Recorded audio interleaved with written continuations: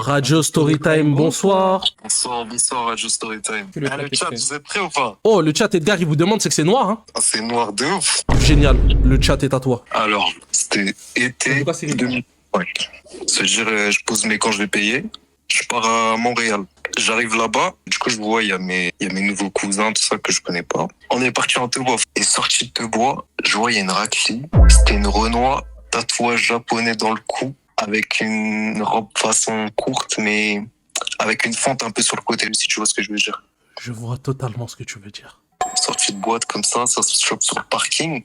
Ça commence à se galoche. Après, elle me dit, ouais, tu veux pas, genre là, on monte chez moi. Moi, je vais voir avec mes cousins, je leur dis, je vous mens pas, là, j'ai chopé un pétard.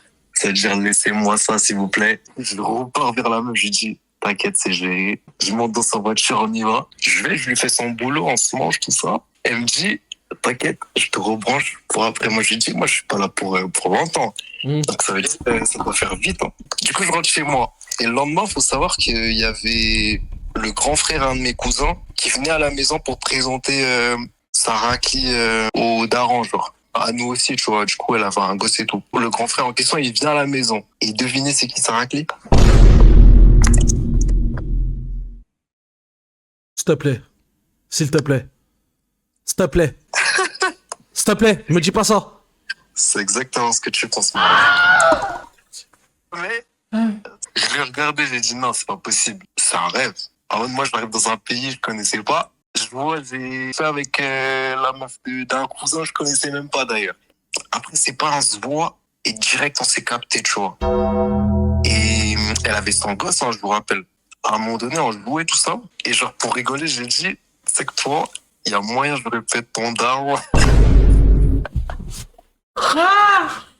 À ton neveu!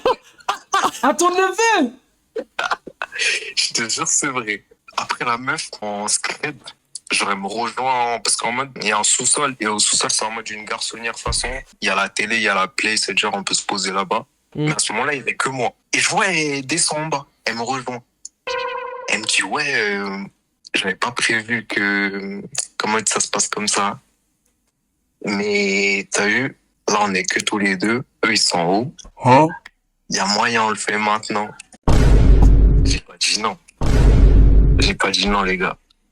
T'as pas dit non? Il a pas dit non. J'ai On a pas dit- dit Il a non. pas dit non. On a dit que c'était un fou. Il a pas dit non. La meuf de son père. Il a pas dit non. Lui, en fait, il avait les gars. confiance. Il a pas dit non. Il a dit au petit, je pourrais être ton père. Il a pas dit non.